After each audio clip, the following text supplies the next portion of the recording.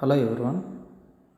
ఇప్పుడు మనం ఆంధ్రప్రదేశ్లో జరగబోయే సెలక్షన్ లిస్టు ఏదైతే ఉందో ఈ ఏపీడిఎస్సికి సంబంధించి ఆ సెలక్షన్ లిస్టు ఏ విధంగా ఉండబోతుంది అనేది తెలుసుకోవాలంటే ఆంధ్రప్రదేశ్ స్టేట్ రిలీజ్ చేసిన ఈ గెజెట్లో ఉన్న అంశాల గురించి మనం అవగాహన చేసుకుంటే ఆల్మోస్ట్ వీటికి సంబంధించి క్లియర్ పిక్చర్ అనేది మనకి రావడం జరుగుతుంది. అయితే ఇది ఎందుకు తెలుసుకోవాలంటే మనకి ఈ మెరిట్ లిస్ట్ రిలీజ్ చేసిన తర్వాత కూడా మనం ఆ కట్ ఆఫ్లో ఉండేటప్పుడు మనకి జాబ్ వస్తుందా లేదా అనే కన్ఫ్యూజన్లో ఉండేటప్పుడు మనం ఈ వీడియో చూసిన తర్వాత కొద్ది హోంవర్క్ చేసి ఈ రోస్టర్ ప్రకారం సెట్ చేసుకోగలిగితే మనం ఏ ప్లేస్లో ఉన్నామన్నది క్లియర్గా తెలుస్తుంది. అయితే ఇది రిలీజ్ చేసిన ఉద్దేశం ఏంటంటే అప్పటికి సుప్రీంకోర్టు జడ్జిమెంట్స్ ఏవైతే ఉన్నాయో ఆ జడ్జిమెంట్స్కి కంప్లై అవుతూ అప్పటికున్న యాక్ట్స్కి కంప్లై అవుతూ ఈ ఆంధ్రప్రదేశ్ గెజిట్ రిలీజ్ చేయడం జరిగింది. ఈ గెజిట్ రిలీజ్ చేసిన డేటు August 2, 2023 ఆన్ వెన్స్డే. ఇక్కడ గెజిట్, ఆర్డినెన్స్ అండ్ జీవో ఈ మూడింటికి మనం డిఫరెన్స్ తెలుసుకోవాలి. ఫస్ట్ ఇక్కడ ఇది గెజిట్ కాబట్టి ఈ గెజిట్ అనేది మనకి అప్పటికి ఉన్న యాక్ట్స్ కానీ లేదా పార్లమెంట్లో ఫ్రెష్గా పాస్ అయిన లాస్ కానీ ఏవైతే ఉంటాయో వాటికి కంప్లై అవుతూ గవర్నమెంట్ రిలీజ్ చేసిన ఒక అఫీషియల్ పబ్లికేషన్. ఇది అఫీషియల్ పబ్లికేషన్. నెక్స్ట్ ఆర్డినెన్స్ అనేది ఏంటంటే పార్లమెంట్ కానీ లేదా అసెంబ్లీ సెషన్స్ లేనప్పుడు ఏదైనా పాలసీని ఎమర్జెన్సీతో ఇంప్లిమెంట్ చేయాలనుకుంటున్నప్పుడు ఈ ఆర్డినెన్స్ని రిలీజ్ చేయడం జరుగుతుంది. అయితే ఆర్డినెన్స్ రిలీజ్ చేసిన తర్వాత అది కేవలం టెంపరీ లాగానే ఫోర్స్లో ఉంటుంది. అయితే మళ్ళీ ఎప్పుడైతే ఆ పార్లమెంట్ కానీ అసెంబ్లీ కానీ సమావేశాలు అవుతాయో ఆ సమావేశాలు అయిన తర్వాత వితిన్ 6 వీక్స్లో వాటి యొక్క ఆమోదం రెస్పెక్టివ్ స్టేట్స్ యొక్క అసెంబ్లీలో కానీ లేదా పార్లమెంట్లో కానీ పొందవలసి ఉంటుంది. లేకపోతే అవి ల్యాప్స్ అయిపోతాయి. అది ఆర్డినెన్స్ అంటే. ఇక్కడ ఆర్డినెన్స్ అనేది ప్రెసిడెంట్ రిలీజ్ చేసింది అయితే సెంట్రల్కి సంబంధించి ఆర్టికల్ 123ని బేస్ చేసుకొని రిలీజ్ చేస్తారు. అలాగే రెస్పెక్టివ్ స్టేట్స్ యొక్క గవర్నర్స్ రిలీజ్ చేస్తే అది ఆర్టికల్ 213 అండర్లోని దాన్ని రిలీజ్ చేయడం జరుగుతుంది. ఇది gazette, ordinance. Next government order అంటే ఏంటంటే ఏదైనా పాలసీని ఇంప్లిమెంట్ చేయడానికి దాన్ని ఎగ్జిక్యూట్ చేయడానికి రిలీజ్ చేసిన ఒక పబ్లికేషన్ని, ఒక ఎగ్జిక్యూషన్ని గవర్నమెంట్ ఆర్డర్ లేదా జీవో అని అంటాం. ఇది మనకి gazette, ordinance and government order వీటి యొక్క డిఫరెన్స్. అయితే ఈ గెజిట్ అనేది అప్రాక్సిమేట్లీ 32 పేజెస్ ఉంది. మొత్తం యాక్ట్స్ కానీ, రూల్స్ కానీ, రోస్టర్ పాయింట్స్ కానీ, దాన్ని బ్యాకింగ్ చేస్తున్న జడ్జిమెంట్స్ కానీ అన్నీ కలిపి దీన్ని సింప్లిఫై చేస్తూ ఒక 6 పేజెస్లోని నేను సెట్ చేయడం జరిగింది. దాని గురించి డిస్కస్ చేద్దాం. ఇప్పుడు ఇక్కడ మనం చెప్పుకున్న గెజిట్ ఏదైతే ఉందో ఆ గెజిట్ని బేస్ చేసుకొని ఆంధ్రప్రదేశ్ స్టేట్ సబార్డినేట్ రూల్స్ ఏవైతే అమెండ్ చేశారో వాటన్నింటి గురించి కూడా డిస్కస్ చేసుకుంటాము. తద్వారా ఎలాటైన రోస్టర్ పాయింట్స్, నెక్స్ట్ వాటిని బ్యాకింగ్ చేస్తూ ఏ జడ్జ్మెంట్స్ అయితే ఇవ్వడం జరిగిందో ఆ జడ్జ్మెంట్స్ గురించి కూడా ఇక్కడ డిస్కస్ చేస్తాము. ముఖ్యంగా ఇక్కడ హారిజాంటల్ రిజర్వేషన్ గురించి రకరకాల సందేహాలని నివృత్తి చేస్తూ ఈ గెజిట్లో చెప్పడం జరిగింది కాబట్టి దాని గురించి ఎక్కువ ఫోకస్ అనేది ఉంటుంది. ఇక్కడ అమెండ్ చేసిన యాక్ట్ రూల్స్ ఏంటంటే Andhra Pradesh state and subordinate service rules 1996ని అమెండ్ చేయడం జరిగింది. ఇందులో ముఖ్యంగా ఈ హారిజాంటల్ రిజర్వేషన్కి సంబంధించిన women, person with bench mark disability, ex service man and meritorious sports person వీళ్ళకి హారిజాంటల్ రిజర్వేషను డైరెక్ట్ రిక్రూట్మెంట్లో కానీ ప్రమోషన్స్లో కానీ ఏ విధంగా ఇంప్లిమెంట్ చేస్తారన్నది మనం చూస్తాం. First purpose of notification. ఈ గెజిట్ ద్వారా ఇచ్చిన నోటిఫికేషన్ యొక్క ఉద్దేశం ఏంటి అంటే clarity the distinction between vertical and horizontal reservations. అంటే vertical రిజర్వేషన్కి horizontal రిజర్వేషన్కి clear cut distinction తెలుపుతూ ఈ నోటిఫికేషన్లోనే మనకి ఇవ్వడం జరిగింది. Next, remove specific roster points previously assign to horizontal reservation categories and introduce new method for implementing these reservations. అంటే ఇంతకుముందు ఈ horizontal రిజర్వేషన్కి ఏవైతే రోస్టర్ పాయింట్స్ ఇచ్చారో, రోస్టర్ పాయింట్స్ అసైన్ చేశారో, ఆ రోస్టర్ పాయింట్స్ అసైన్ చేయవలసిన అవసరం లేదని, దాన్ని రిమూవ్ చేసిన తర్వాత ఇంప్లిమెంటేషన్ మెథడ్ ఏ విధంగా ఉండాలన్నది ఇందులో క్లియర్గా చెప్పడం జరిగింది. ఫస్ట్ది కీ కాన్సెప్ట్ చూస్తే vertical reservation and horizontal reservation. ఈ కాన్సెప్ట్ చూస్తే ఇక్కడ వెర్టికల్ రిజర్వేషన్ అనేది ఆ సోషల్ కేటగిరీ ఆధారంగా వాళ్ళ యొక్క పాపులేషన్ బేస్ చేసుకొని కమిటీ ఆధారంగా అసైన్ చేసిన ఆ పర్సంటేజెస్ ఈ వెర్టికల్ రిజర్వేషన్లోనే ఇవ్వడం జరుగుతుంది.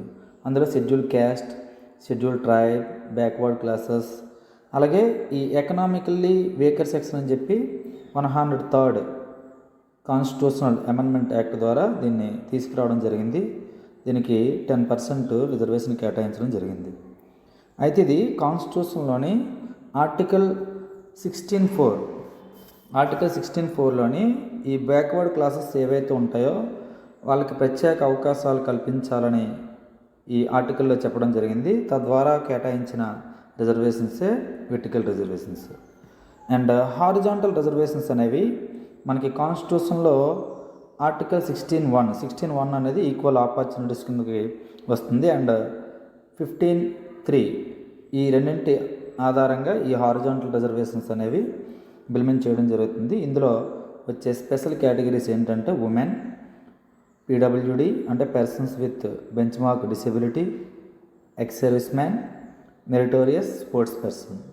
వీళ్ళకి ఈ క్లియర్ కట్ అంటే రిజర్వేషన్స్ ఆల్రెడీ వెర్టికల్ ఏవైతే ఉంటాయో వాటిని ఆ వెర్టికల్గా ఉన్న వాటికి హారిజాంటల్లో వీటిని ఇంప్లిమెంట్ చేయడం జరుగుతుంది.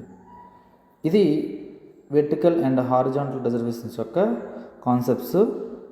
ఇందులో కీ డిఫరెన్స్ చూస్తే ఈ వెర్టికల్ రిజర్వేషన్స్ అనేవి సోషల్ కేటగిరీ ఆధారంగా ఇవ్వబడిన రిజర్వేషన్స్, అలాగే హారిజాంటల్ రిజర్వేషన్స్ అనేవి వాళ్ళ యొక్క రిప్రజెంటేషన్ ఉండేలాగా ఈ ఉమెన్ కానీ, persons with bench mark disability కానీ, మెరిటోరియస్ స్పోర్ట్స్ పర్సన్ కానీ, ఎక్స్ సర్వీస్ మెన్ కానీ వాళ్ళ యొక్క రిప్రజెంటేషన్ ఉండేలాగా ఇది ఇవ్వడం జరుగుతుంది. ఇది కీ డిఫరెన్స్ అనేది.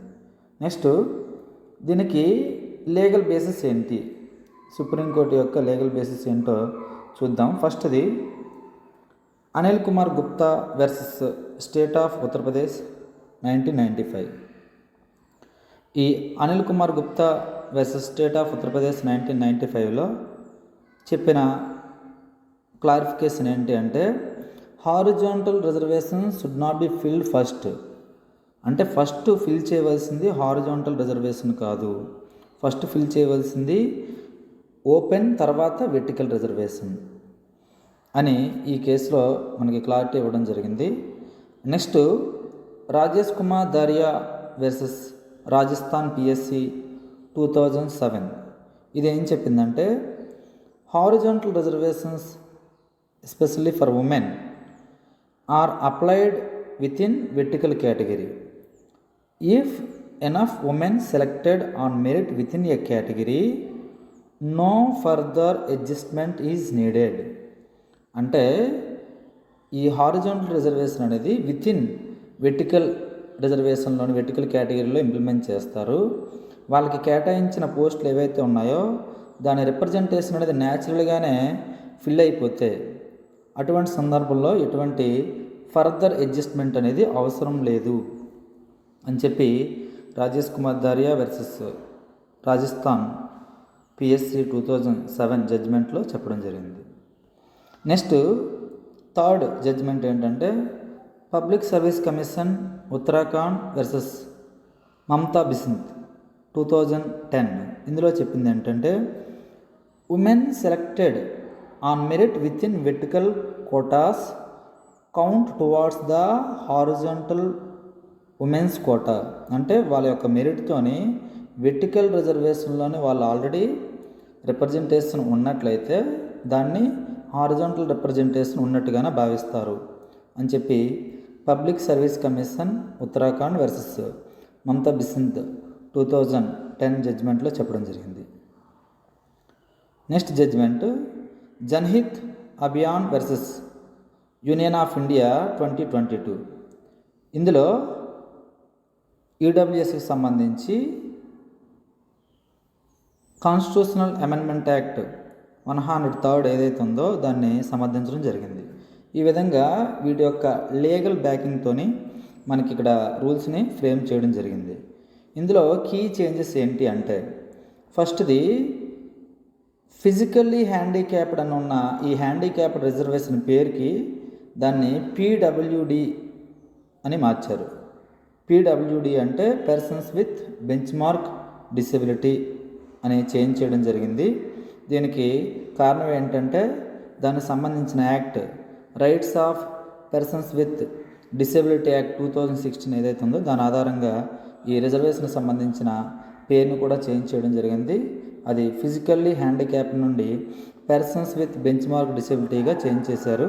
ఇందులో 4% blindness and low vision, deaf and hard hearing, locomotor disability, autism and intellectual disability, వీటికి ప్రతి కేటగిరీకి అంటే ఇందులో ప్రతి సబ్ డిసెబిలిటీ ఏదైతే ఉందో వాటన్నిటికీ కూడా 1%, టోటల్గా 4% రిజర్వేషన్ ఇంప్లిమెంట్ చేస్తారు.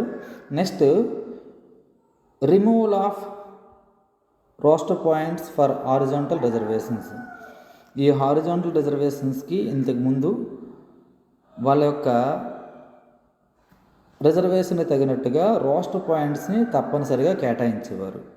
అంటే ఆల్రెడీ ఓపెన్లో ఉన్నప్పటికీ ఈ రోస్టర్ పాయింట్స్ ఆధారంగా వాళ్ళని డెఫినెట్గా అందులో రిప్రజెంట్ చేసేలాగా చూసేవారు. ఇప్పుడు ఆ రోస్టర్ పాయింట్స్ని రిమూవ్ చేయడం జరిగింది.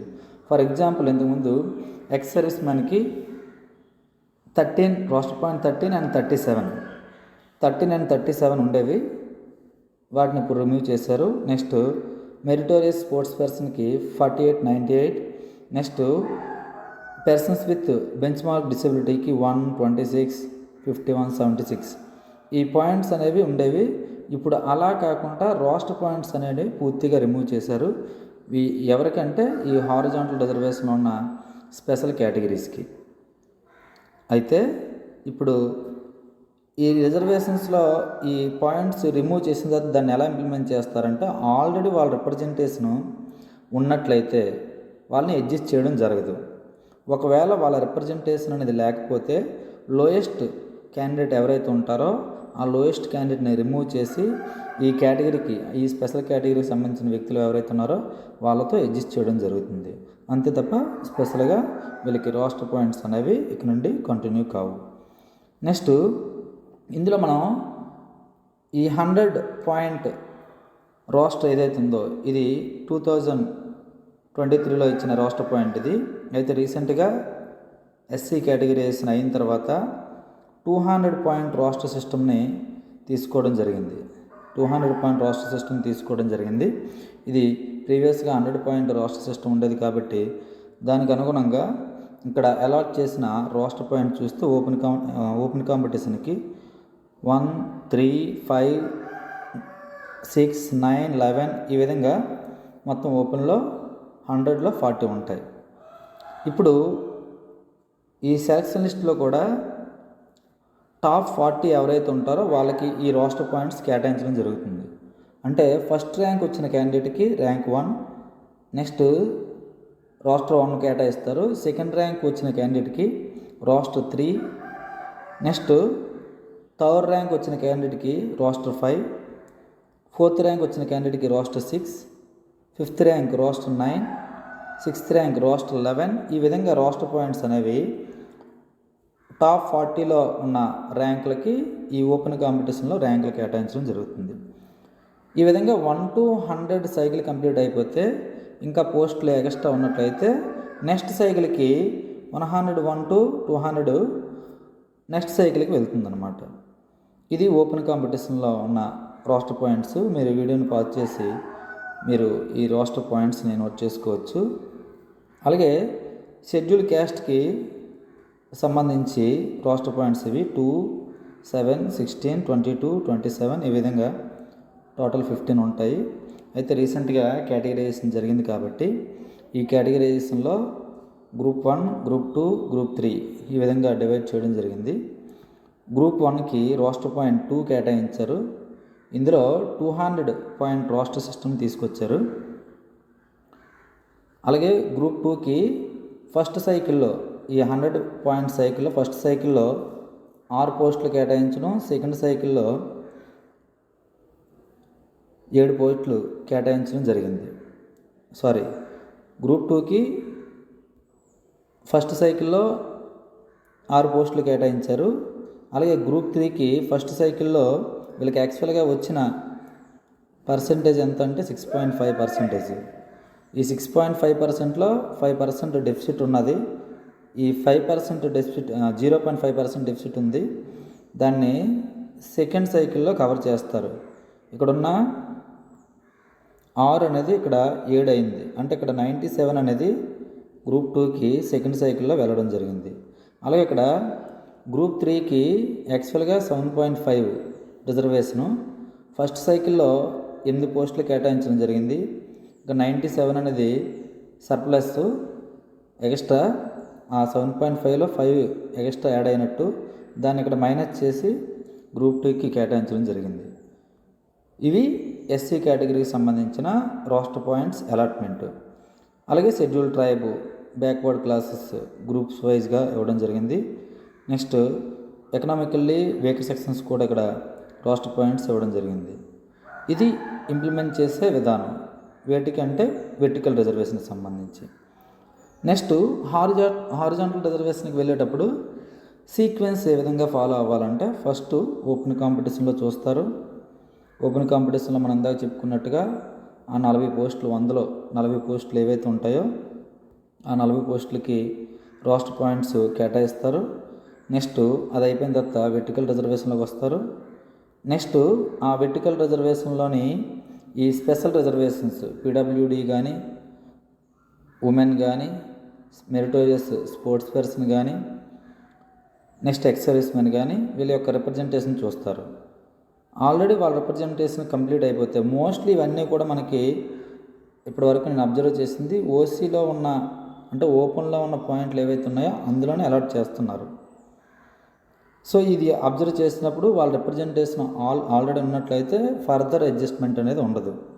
ఒకవేళ లేనట్లయితే ఒక షార్ట్ ఫాల్ ఉన్నట్లయితే అలాంటప్పుడు ఏం చేస్తారంటే replacing lower ranked candidate, lowest rank వచ్చిన క్యాండిడేట్ ఎవరైతే ఉంటారో వాళ్ళని రిమూవ్ చేసి వీళ్ళతో ఈ స్పెషల్ కేటగిరీలో ఉన్న హారిజాంటల్ రిజర్వేషన్కి సంబంధించిన వ్యక్తులు ఎవరైతే ఉన్నారో వాళ్ళతో దాన్ని ఫిల్ చేయడం జరుగుతుంది.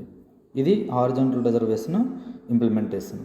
దీన్ని ఎగ్జాంపుల్స్తో చూస్తే ఫర్ ఎగ్జాంపుల్ ఎస్సీకి సంబంధించి 15 మంది అక్కడ పోస్టులు అలాట్ అయితే అందులో 33.1/3 అంటే 5 పోస్టులు ఉమెన్కి రిజర్వ్ చేయబడ్డాయి.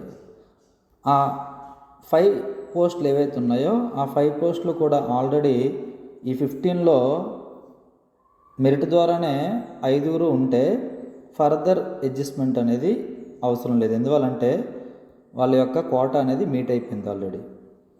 ఒకవేళ ఆ 5లో కేవలం 3 మాత్రమే అందులో రిప్రజెంటేషన్ ఉంటే అలాంటి సందర్భంలో బాటంలో ఉన్న మేల్ క్యాండిడేట్ ఎవరైతే ఉంటారో ఆ మేల్ క్యాండిడేట్ని రిమూవ్ చేసి 2 ఎస్సీ ఉమెన్తో దాన్ని ఫిల్ చేస్తారు. ఈ విధంగా ఈ హారిజాంటల్ రిజర్వేషన్ అనేది ఇంప్లిమెంట్ చేస్తారు.